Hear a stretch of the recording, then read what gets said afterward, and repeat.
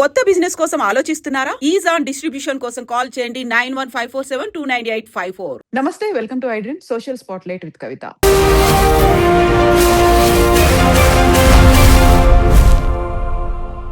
Make America great again అనే నినాదంతో Donald Trump America అధ్యక్ష పదవి చేపట్టిన నాటి నుంచి భారతదేశం మీద ఒకవైపు టారిఫ్లు, మరోవైపు ఆంక్షలు అని విధిస్తున్నట్టుగానే ఇప్పుడు సరికొత్తగా సాఫ్ట్వేర్ ఎంప్లాయీలకి సంబంధించి H1B వీసా మీద ఎందుకంటే కఠినమైనటువంటి ఒక నిర్ణయం తీసుకున్నారు. గతంలో $15,000 ఉన్నటువంటి ఫీజుని ఇప్పుడు $1,00,000 పెంచారు. At the same time trade కి సంబంధించి ఒప్పందాలు కుదురుతున్నాయి అనుకున్న సమయంలోనే ఇలా సాఫ్ట్వేర్ ఎంప్లాయీల మీద ఎందుకని అంత తీవ్రమైనటువంటి నిర్ణయం తీసుకున్నారు? అది జాబ్ మీద, దాంతో పాటుగా మన దగ్గర ఉన్నటువంటి ఇంటెలిజెన్స్ ఉన్నటువంటి సాఫ్ట్వేర్ ఎంప్లాయీ మీద ఎలాంటి ఎఫెక్ట్ చూపించబోతోంది? మనతో పాటుగా ఉన్నారు global economist doctor professor Ravinder Rena గారు. రవీందర్ గారు నమస్కారం అండి. నమస్తే అండి కవిత గారు. సో రవీందర్ గారు, మనం గతంలోనే ట్రంప్ తీసుకుంటున్నటువంటి నిర్ణయాల గురించి చూసాము. యాక్చువల్గా ఏమవుతుంది అని చూసుకున్నప్పుడు H1B వీసాలకి సంబంధించి యాక్చువల్గా భారతదేశంలోంచి వచ్చిన వాళ్ళకి, భారతీయులకు కావచ్చు, చైనా వాళ్ళకి కావచ్చు, అంత ఉదాసీనంగా మనం వ్యవహరించాల్సిన అవసరం లేదు, సాఫ్ట్ కార్నర్ ఉండాల్సిన అవసరం లేదని గతంలో మాట్లాడిన ట్రంప్ ఇప్పుడు దాన్ని $1,00,000 ఫీజును పెంచడం అంటే ఇంకా మీరు అవసరం లేదు, మీరు మా దగ్గరికి రావద్దు అని ఇండైరెక్ట్ గా చెప్తున్నారా? ఖచ్చితంగా అండి కవిత గారు. అక్కడ కూడా ఆర్థిక పరిస్థితులు చాలా దారుణంగా తయారవుతున్నాయి. రోజు రోజుకి ట్రంప్ గారు తీసుకున్నటువంటి నిర్ణయాల వల్ల కావచ్చు, అంతకుముందు గత 4-5 years నుండి ఎకనామిక్ సిచ్యువేషన్ అమెరికాలో చాలా డ్రాస్టిక్ గా చేంజ్ అవ్వకుండా వస్తుందండి.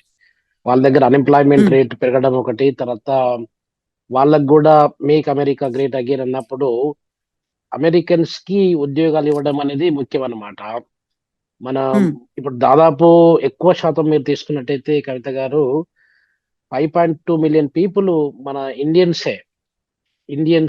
ఆరిజిన్ పీపుల్ అక్కడ అమెరికాలో ఈ H1B వీసా పేరు మీద రకరకాల పనులు చేసుకుంటూ ఉంటున్నారండి. ఈ 5.2 million అంటే మీరు ఆలోచించండి ఎంత ఎఫెక్ట్ ఉంటుందో.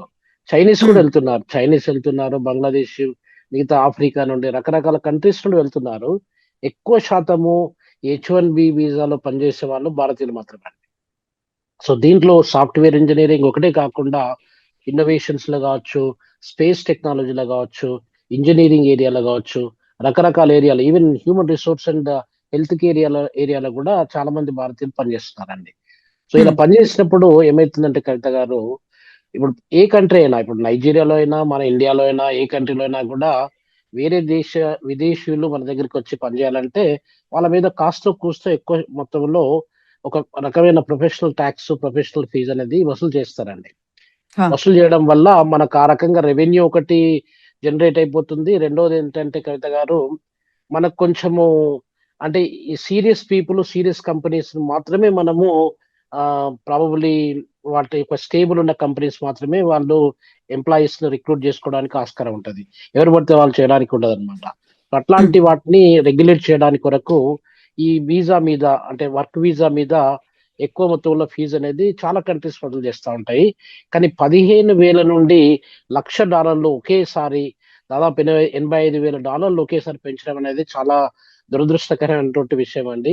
పర్టికులర్ గా మన భారతదేశం నుండి అమెరికాకు వెళ్ళి అమెరికాలో నేను ఏదో సాధించాలి, ఏదో సంపాదించాలి అనే కలలు కని వాళ్ళ డ్రీమ్స్ తోని వెళ్ళే వాళ్ళందరికీ కూడా ఒక పెద్ద దెబ్బ అన్నమాట.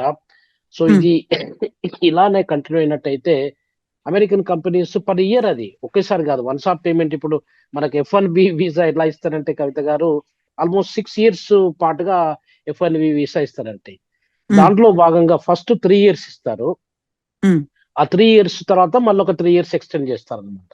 సో ఇలా 6 years పాటుగా, అంటే ఎవ్రీ ఇయర్ ఒక కంపెనీ అంటే $6 lakhs, అంటే మన ఇప్పుడున్న కరెంట్ ఎక్స్చేంజ్ రేట్ ప్రకారంగా చూసుకున్నట్టయితే 88-89 లక్షల రూపాయలు ఒక ఎంప్లాయీ మీద పర్ ఇయర్ పే చేయాలంటే కంపెనీస్ కూడా బర్డెన్ ఉంటుంది కదండి. ఆ బర్డెన్ ఎవరికి షిఫ్ట్ చేస్తారు? వాళ్ళు కంపెనీ వాళ్ళు కూడా మళ్ళీ కస్టమర్స్ మీదకి షిఫ్ట్ చేయడానికి ఆస్కారం ఉంటుంది. లేకపోతే వర్క్ చేసే వాళ్ళ మీద, ఓకే మీకు ఇంత ఆఫర్ చేద్దాం అనుకున్నాము, కాకపోతే ఈ ఖర్చులన్నీ మాకు ఉంటాయి కాబట్టి ఇంతే ఆఫర్ చేయగలుగుతాం అని చెప్పి వాళ్ళు నెగోషియేట్ చేయడానికి కూడా ఆస్కారం ఉంది. సో ఇప్పుడు ఉన్నటువంటి ఈ పరిస్థితుల్లో ఇప్పుడు మనం అక్కడికి వెళ్ళాలి అన్నా కానీ చాలా క్లిష్టమైనటువంటి పరిస్థితులు ఉన్నాయి. గతంలో కూడా లాటరీ సిస్టమ్ అనేది ఉంది. ఒకవేళ మన పేరు కనుక వచ్చింది అనుకుంటే, మనకు వస్తోంది H1B వీసా అనుకుంటేనే అప్పుడు డబ్బులు కట్టే ఫెసిలిటీ ఉండేది. బట్ ఇప్పుడు ముందు డబ్బు కడితే మాత్రమే లాటరీ తీస్తాము అనే దాంతో పాటుగా ఒక 1 ఇయర్ పాటు ఉంటుంది. అది కూడా రేపటి నుంచి అమల్లోకి వస్తుంది అంటే, ఇంత ఆల్ ఆఫ్ సడెన్ గా ఇలాంటి డెసిషన్ ఎందుకు తీసుకున్నారు? యాక్చువల్ గా మనం ట్రేడ్ కి సంబంధించి ఒక రకంగా ప్రెషర్ అవుతుంది. మళ్ళీ సాఫ్ట్ అవుతున్నారు. మళ్ళీ మన వైపు చూస్తున్నారు ట్రంప్ అని ఆలోచిస్తున్నప్పుడు, ఇంకో యాంగిల్‌లో ఇలాంటి ఒక పెద్ద బ్లో ఔట్ ఇవ్వడం ఎందుకసలు? అది ఆర్థిక పరంగా కవిత గారు వాళ్ళకు చాలా ఛాలెంజెస్ ఉన్నాయండి. ఒకటేంటంటే దాదాపు $37 ట్రిలియన్ డెట్ వాళ్ళకు ఉందండి. వాళ్ళ income around 31 approximately $31 trillion debt వాళ్ళ ఇన్కమ్ అయితే, యాన్యువల్ ఇన్కమ్ అయితే, వాళ్ళ డెట్ దాదాపు 37 ట్రిలియన్స్ అంటే ఒక $6 ట్రిలియన్ వాళ్ళు కంప్లీట్ డెఫిసిట్ లో ఉన్నారు. సో ఈ డెఫిసిట్ అంతా ఇప్పుడు వాళ్ళ ఖర్చులు కూడా పెరుగుతూ ఉన్నాయి. ఆ ఖర్చులన్నిటిని ట్రంప్ వచ్చిన తర్వాత ఈ ఖర్చులన్నిటిని కట్ డౌన్ చేసుకుంటూ వస్తున్నారు. అంటే ప్రతి ప్రపంచంలో ఉన్నటువంటి USAID అని చెప్పి ఉంటుండేది, United States aid for international development అని చెప్పి USAID అంటుండేది. ఇది తర్వాత రకరకాల ఇప్పుడు మనకు WHO లో కానివ్వండి, యునెస్కోలో కానివ్వండి, వరల్డ్ ఎయిడ్స్ ప్రోగ్రామ్ కానివ్వండి, అమెరికన్స్ చాలా పెద్ద మొత్తంలో ఫండ్స్ ఇస్తా ఉంటుండేది. ఇవన్నీ కూడా స్టాప్ చేసుకుంటూ వస్తున్నారు. అంటే ఎక్కడ వీలైతే అక్కడ మనం సేవ్ చేయడము, అమెరికాకు ఏదో ఒక రకంగా మేలు చేయడానికి ప్రయత్నం చేయడం అనే ఉద్దేశంతో చేస్తున్నాడు. కానీ దీని ఇంపాక్ట్ ఎలా ఉంటుంది, దీని యొక్క పరిణామాలు ఎలా ఉంటాయి ముందు ముందు అనేది అది ఆలోచించకుండా చేసుకున్నటువంటి నిర్ణయాలన్నీ. ఇప్పుడు మనకు ఒక్కొక్కసారి ఏమవుతుందంటే, ఒక నిర్ణయం తీసుకున్నాం అనుకోండి, దానిలో మేలు కంటే కీడు ఎక్కువ జరగడానికి ఆస్కారం ఉంటుంది. అది మనం ఆలోచన చేసి చేసుకోవాలి. నాకు ఏ ఆలోచన వస్తే ఆలోచన, రాత్రి నేను ఒక ఆలోచన ఇలా వచ్చింది, దాన్ని అలా ఇంప్లిమెంట్ చేస్తాను ఇమ్మీడియట్ గా అంటే ఇట్ డజంట్ వర్క్ అండి. ఇప్పుడు టారిఫ్స్ విషయంలో కూడా అదే జరిగిందండి. టారిఫ్స్ విషయంలో మీరు 18%, 20% ఉన్న టారిఫ్స్ ను ఒకేసారి 25% నుండి 50%, ఇప్పుడు 100% అని చెప్పి అనడము, యూరోపియన్ యూనియన్స్ వాళ్ళతోని కుమ్ముక్క అయిపోయి మీరు కూడా అదే పని చేయండి ఇండియా మీద అని చెప్పడము, G7 కంట్రీస్ మీద అదే చెప్పడము, ఇవన్నీ కూడా కొంచెము దుందుడుకు నిర్ణయాలు అని చెప్పి చెప్పడానికి ఆస్కారం ఉంటదండి. దానివల్ల అమెరికాకు మంచి కంటే చెడు ఎక్కువ జరగడానికి ఆస్కారం ఉంటుంది. అమెరికన్ పీపుల్ ఆల్రెడీ సఫర్ అవుతున్నారు. సో ఆ సఫరేజ్ అనేది ఇంకా ముందు ముందు ఎక్కువ కావడానికి ఆస్కారం ఉంటుందండి. America can lose it's position. ఇప్పుడు దాదాపు ప్రపంచంలో పెద్ద ఆర్థిక వ్యవస్థలలో అమెరికా 154 సంవత్సరాల నుండి పెద్ద ఆర్థిక వ్యవస్థగా ఆ పేరును అలానే కాపాడుకుంటూ వచ్చింది. ఆ పేరు అనేది ఎప్పుడైనా కూడా పోవడానికి ఆస్కారం ఉంటుందండి ఇలాంటి నిర్ణయాలతోని. Anything may happen to anybody. పెద్ద మనిషి ఉన్నాడు, బలంగా ఉన్నాడు అంటే ఆయనకు జ్వరం రావచ్చు, నొప్పి రావచ్చు, ఆపరేషన్ జరగచ్చు, వీక్ కావచ్చు. As we progress with the age ఏదైనా జరగడానికి ఆస్కారం ఉంటుంది. మేము పెద్దగా ఉన్నాము, పర్మనెంట్ గా పెద్దగా ఉంటాం అన్నది అక్కడ రూల్ ఏం లేదండి. సో కాబట్టి అమెరికా ఆర్థిక వ్యవస్థ మీద ఇప్పుడు ఇమిగ్రేషన్స్, వాళ్ళకి లేబర్ మార్కెట్ లో చూసుకున్నట్టయితే కవిత గారు, ఇప్పుడు మనలాంటి డెవలపింగ్ కంట్రీస్ ఇండియా, చైనా, తర్వాత ఫిలిప్పైన్స్, బంగ్లాదేశ్, పాకిస్తాన్, రకరకాల ఇరాన్, ఇరాక్ ఇట్లాంటి కంట్రీస్ నుండి ఎక్కువగా అక్కడికి వెళ్ళి అక్కడ హ్యూమన్ రిసోర్స్ వ్యవస్థలో పనిచేసే వాళ్ళు చాలా ఎక్కువ మంది ఉన్నారండి. ఇప్పుడు వాళ్ళ పరిస్థితి ఏంటి, అమెరికాకు మన అవసరం మనకు వాళ్ళ అవసరం ఉంది, వాళ్ళకు వాళ్ళ అవసరము, వాళ్ళకు కూడా మన అవసరం ఉంది. అంటే ఇంటర్ డిపెండెన్సీ అనేది చాలా ఇదిగా ఉంది. ఇప్పుడు వాళ్ళ దగ్గర హ్యూమన్ రిసోర్స్ తీసుకున్నట్టయితే కవిత గారు, చాలా వరకు మనం $4 పర్ అవర్ ఇచ్చినా మనం పనిచేసే వాళ్ళు ఉన్నాము. $8, $20, $50, $100 ఇస్తే ఎంత ఇస్తే అంత. $2 కూడా, నేను 2014 అమెరికాకి వెళ్ళినప్పుడు $3-4 పనిచేసే వాళ్ళు మన భారతీయులు చాలా మంది ఉన్నారండి. షాప్స్ లో కానివ్వండి, సూపర్ మార్కెట్ లో కానివ్వండి, రకరకాల బిజినెస్ రంగంలో $3-4 పనిచేసే వాళ్ళు ఉన్నారండి. అంటే చూడండి, ఇప్పుడు అది వేజ్ రేట్ అనేది నార్మల్ గా అమెరికాలో $8, $10 నార్మల్ వేజ్ ఉన్నట్టయితే మనం హాఫ్ ఆఫ్ ద ప్రైస్ కూడా, హాఫ్ ఆఫ్ ద రేట్ కూడా పనిచేయడానికి సిద్ధంగా ఉన్నాం. వీళ్ళందరికీ ఎలా ఉంటుంది అంటే, ఒకవేళ భారతీయులు కానీ డెవలపింగ్ కంట్రీస్ లో అక్కడికి మైగ్రేట్ అయ్యి ఏదో మనము సంపాదిస్తాము, ఫ్యామిలీ పరంగా కానీ మనకు కానీ సంపాదిస్తాం అనుకునే వాళ్ళు, వీళ్ళందరూ వెళ్ళడానికి ఆస్కారం ఉండదు ఇంకా. ఇప్పుడు అది వీళ్ళంతా నాన్ స్కిల్డ్ లేబరర్స్, లేకపోతే సెమీ స్కిల్డ్ లేబరర్స్ అనుకోండి. స్కిల్డ్ లేబరర్స్ మీరు అన్నట్టుగా ఇప్పుడు మనకు ఈ సాఫ్ట్వేర్ ఇంజనీర్స్ ఎక్కువ మొత్తంలో వెళ్తా ఉంటారండి. సాఫ్ట్వేర్ ఇంజనీర్లను మనకంటే, మన భారతదేశానికంటే ఎక్కువగా ఈ AI స్పెషలిస్ట్స్, ఆర్టిఫిషియల్ ఇంటెలిజెన్స్ కానీ, మెషిన్ లెర్నింగ్ కానీ, డీప్ లెర్నింగ్ కానీ, ఇట్లాంటి టెక్నాలజీ స్కిల్డ్ పీపుల్ ని మనము మనకంటే ఎక్కువగా అమెరికాకి ఎక్కువగా ప్రొడ్యూస్ చేస్తున్నాము, ఎక్స్పోర్ట్ చేస్తున్నాం అండి. సో మన దగ్గర పనిచేసే ఐఐటీలు, ఐఐఎంలో చదువుకున్నటువంటి విద్యార్థులు దాదాపు 80% వరకు అమెరికాకి వెళ్తున్నారండి. సో ఇలాంటి పరిస్థితులలో మీరు 15,000 నుండి ప్రతి కంపెనీ మాకు $1,00,000 పే చేస్తేనే మీరు అది వాళ్ళని తీసుకురావాలి, లేకపోతే తీసుకురాకూడదు అని చెప్పినట్టయితే ఆయన ఉద్దేశం ఏంటంటే వాళ్ళను ఇండియా నుండి మీరు ఉద్యోగులు తీసుకురాకండి, ఇండియా నుండి హ్యూమన్ రిసోర్సెస్ తీసుకురాకుండా మాకు మన దగ్గర ఉన్నటువంటి అమెరికాలో ఎవరైతే క్వాలిఫైడ్ ఇంజనీర్లు ఉన్నారో ఎంతో మంది లక్షలాది మంది ప్రతి ఇయర్ దాదాపు 3,500 యూనివర్సిటీస్ ఉన్నాయండి అమెరికాలో. ఆ యూనివర్సిటీ నుండి ఎవ్రీ ఇయర్ గ్రాడ్యుయేట్ అయ్యే వాళ్ళు కొన్ని లక్షలాది మంది ఉన్నారు. ఆ లక్షలాది మందిలో వాళ్ళు అమెరికన్స్ ఉండొచ్చు, అదర్ కంట్రీస్ వాళ్ళు కూడా ఉండొచ్చు. కాబట్టి వాళ్ళకు అక్కడ చదువుకున్న వాళ్ళకు ఉద్యోగాలు ఇవ్వండి, వేరే వాళ్ళని తీసుకురాకండి. తీసుకొచ్చినట్టయితే ఈ బర్డెన్ మీరు క్యారీ చేయాల్సి వస్తుంది అనే ఉద్దేశంతో ఆ నిర్ణయం తీసుకోవడం జరిగింది. కానీ దాని ఇంపాక్ట్ ఆ హ్యూమన్ రిసోర్స్, ఇప్పుడు వాళ్ళకు ఒకవేళ మనం డిఫరెంట్ రంగాలు ఉన్నాయండి. ఆ రంగాలన్నీ ఎలా ఉంటుంది, వాటి పరిస్థితి ఎలా ఉంటుంది, అది ఏ రకంగా ఆపరేట్ చేయగలుగుతాయి అనేది మనం చూసుకోవాల్సి వస్తుందండి. ఇప్పుడు ఈ ఈ రోజు అనే ఆ నిర్ణయం తీసుకున్నాడు. దాని ఇంపాక్ట్ అనేది 1 year తర్వాత ఎలా ఉంటుంది, 5 years తర్వాత ఎలా ఉంటుంది, 10 years తర్వాత ఎలా ఉంటుంది. మనం మిగతా హ్యూమన్ రిసోర్సెస్ స్కిల్డ్ పీపుల్ ఒక రోజులో కావాలంటే ఎక్కడ నుంచి తీసుకొస్తాం. సో ఇవన్నీ కూడా ఆలోచించాల్సి వస్తుందండి. ఒక ఇంజనీర్ ప్రొడ్యూస్ చేయడానికి మనము అరౌండ్ 4 years 5 years తీసుకుంటామండి. దాని తర్వాత ఇంటర్న్షిప్ అని రకరకాల స్కిల్ డెవలప్మెంట్ ప్రోగ్రామ్స్ అని మనం ఇస్తా ఉంటాం. అంటే ఒక ఇంజనీర్ మనం తయారు చేయాలంటే మినిమం ఒక 5 years టైం పడుతుందండి. ఆ 5 years టైము ఎక్కడ అవుతుంది చెప్పండి. ఇప్పుడు హఠాత్తుగా వాళ్ళకు ఒక ఇంజనీర్ కావాలనుకోండి, ఒక మెడికల్ డాక్టర్ కావాలనుకోండి, ఎక్కడ తీసుకొస్తారు, ఎలా తీసుకొస్తారు. మనం మళ్ళీ చీప్ అండి. ఇంత మిగతా హ్యూమన్ రిసోర్స్ ని కంపేర్ చేసుకున్నట్టయితే అమెరికన్ సిటిజన్స్ ఒకవేళ ఇంజనీర్ గా పనిచేయాలంటే మనం $2,000 నెలకి ఇచ్చినా కూడా పనిచేసే వాళ్ళు ఉన్నాం. వాళ్ళు $10,000 పర్ మంత్ ఇస్తే తప్ప పనిచేయడానికి సిద్ధంగా ఉన్న వాళ్ళు ఎక్కువ మంది ఉండరండి. సో ఇట్లాంటి వేరియేషన్స్ రావడానికి చాలా ఉంటాయి కవిత గారు. కాబట్టి ఈ నిర్ణయం అనేది మొత్తం అమెరికా యొక్క ఆర్థిక వ్యవస్థ మీద, వాళ్ళ యొక్క హ్యూమన్ రిసోర్స్ మేనేజ్మెంట్ మీద, హెచ్ఆర్ఎం మీద, వాళ్ళ లేబర్ మార్కెట్ మీద కూడా చాలా సివియర్ గా ఇంపాక్ట్ పడడానికి ఆస్కారం ఉంటుంది. అయితే గతంలోనే 25% కాస్త 50% టారిఫ్ పెంచాడు అంటేనే అక్కడే మొదలైంది.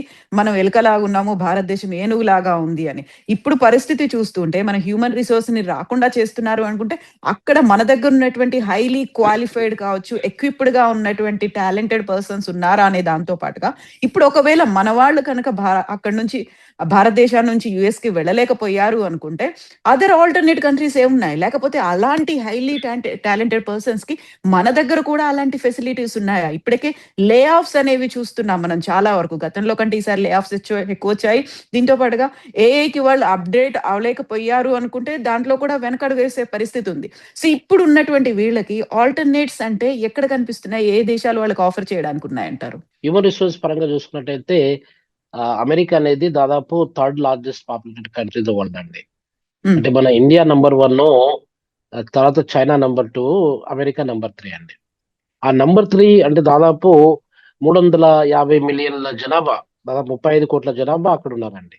ఆ జనాభాకు తగ్గట్టుగా ఆ సర్వీసెస్ ను మనము ప్రొవైడ్ చేయడానికి రకరకాల రంగాలలో మనకు ఆ సర్వీసెస్ ప్రొవైడ్ చేయడానికి చాలా పెద్ద మొత్తంలో హ్యూమన్ రిసోర్స్ అవసరం ఉంటుందండి. ఇప్పుడు జాబ్ మార్కెట్ పరంగా చూసినట్టయితే కూడా America is not performing well. ఇప్పుడు నిజంగానే అమెరికాలో ఈ మాగా అనే మేక్ అమెరికా గ్రేట్ అగైన్ అని ట్రంప్ గారు చేసుకున్నటువంటి నిర్ణయం వల్ల ఆయన జనవరి నుండి కాకుండా కనీసం మార్చ్ ఏప్రిల్ నుండి జాబ్ మార్కెట్ అనేది విపరీతంగా పెరుక్కుంటూ పోవాలి.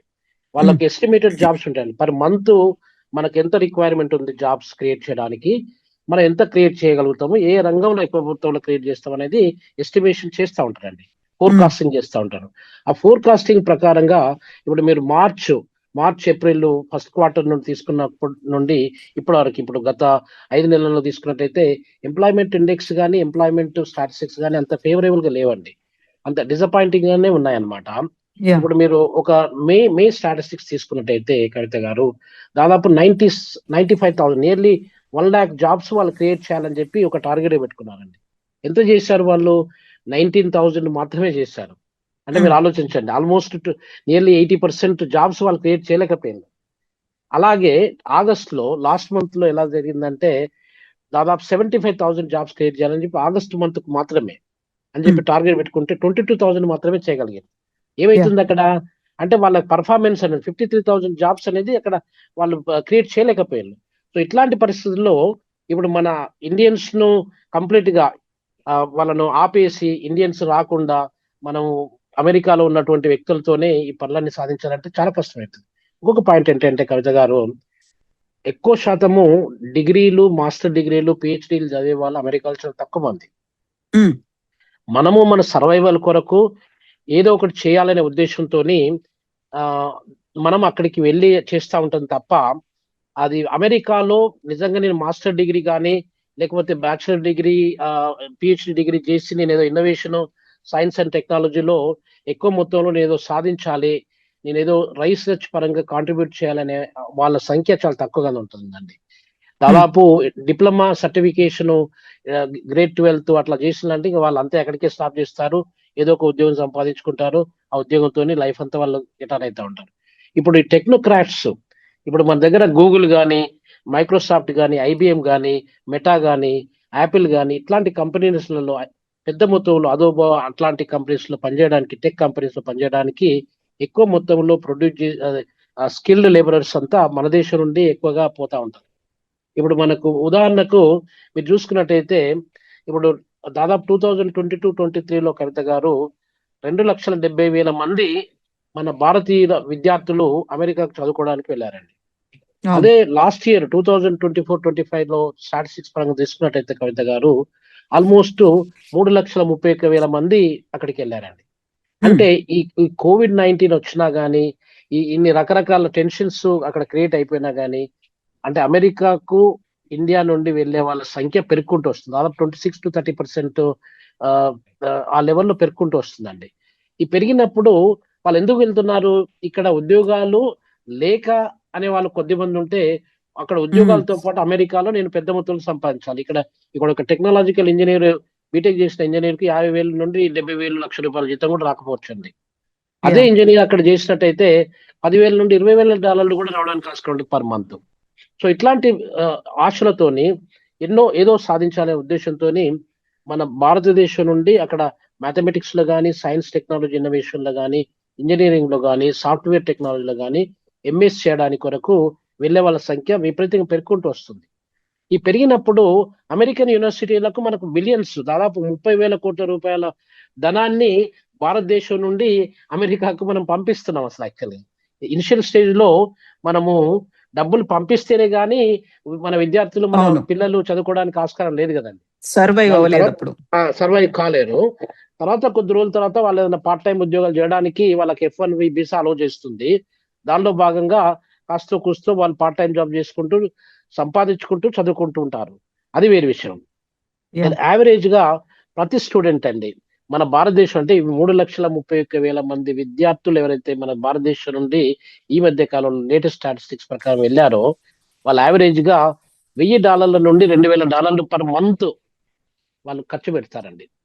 ఆ డబ్బులు ఎక్కడి నుండి వస్తున్నాయి? మన భారతదేశం నుండి పోతున్నాయి. అంటే 30,000 కోట్ల రూపాయల డబ్బులు మనము భారతదేశం నుండి అమెరికాకు పంపించడానికి ఆస్కారం ఉంటుంది. సో ఇట్లాంటివన్నీ జరుపుకుంటూ వస్తున్నాయి. సరే, మన దగ్గర రిమిటెన్స్ మనీ కూడా వస్తుంది అంటే, రిమిటెన్స్ మనీ ఎంతమంది ఉన్నారు అక్కడ, ఎంతమంది స్టేబుల్ అయ్యాయి అనేది కూడా మనం చూస్తే మనకు అర్థమైపోతుంది. ఇంకొకటి ఏంటంటే కవిత గారు, చాలా మంది వేరే దేశాల నుండి కూడా ఆఫ్రికా నుండి కానీ ఇతరత్ర డెవలపింగ్ కంట్రీస్ నుండి వెళ్తా ఉంటారు.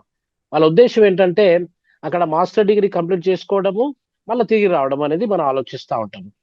అది మన భారతీయులు ఎక్కువ శాతం, దాదాపు 90% పైన పోయిన వాళ్ళు మళ్ళీ తిరిగి రాకూడదు, అక్కడే ఉండాలి, అక్కడే ఉండి ఏదైనా పని చేసుకోవాలి, అక్కడే ఉండి ఏదైనా సాధించాలి, సంపాదించాలి అనే ఉద్దేశంతో వెళ్ళే వాళ్ళ సంఖ్య ఎక్కువ ఉంటుందండి. అంటే ఇప్పుడు H1B వీసా మనకు ఫస్ట్ 3 years, తర్వాత ఒక 3 years ఎక్స్టెన్షన్ ఇస్తారు కదండి. దాని తర్వాత కూడా ఏదన్నా ఒక కంపెనీ నుండి ఇంకొక కంపెనీకి మారడము, మళ్ళీ అక్కడ కంటిన్యూ చేయడము, ఇలా జరిగే వాళ్ళ సంఖ్య ఎక్కువ అయిపోతుందండి. ఇప్పుడు మీకు గ్రీన్ కార్డ్ కావాలంటే, H1B వీసా అనేది గ్రీన్ కార్డ్ కాదండి. గ్రీన్ కార్డ్ కావాలంటే అమెరికాలో కనీసం 130 సంవత్సరాల పైన పడుతుందండి. ఇప్పుడు ఎవరైతే ఒక భారతీయుడు అప్లై చేసుకోవడానికి, అంటే అంత పైలప్ అయిపోయింది అప్లికేషన్స్ మన ఇండియా నుండి. ఒకవేళ నేను సౌత్ ఆఫ్రికా నుండి నేను అక్కడికి వెళ్ళాను అనుకోండి, నాకు కనీసం ఒక 5 years లోపల నాకు గ్రీన్ కార్డ్ వచ్చేస్తుంది. వేరే ఇంకేదన్నా ఆఫ్రికా కంట్రీ నుండి వెళ్ళినట్టయితే, ఇప్పుడు సపోజ్ మారిషస్ నుండి కానీ, సీచెల్స్ నుండి కానీ ఇంకేదైనా కంట్రీ నుండి వెళ్ళినట్టయితే మనకు తొందరగా వీసా ప్రాసెస్ అయిపోతుందండి.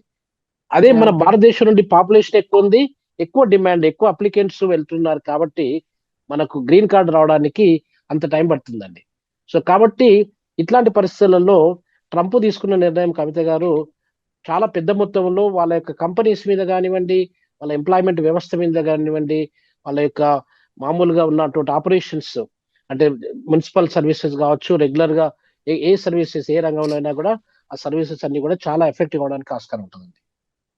ఎస్ అండి రవీందర్ గారు, థ్యాంక్ యూ సో మచ్ అండి. Thank you. నమస్తే అండి కవిత గారు, thank you very much. Thank you.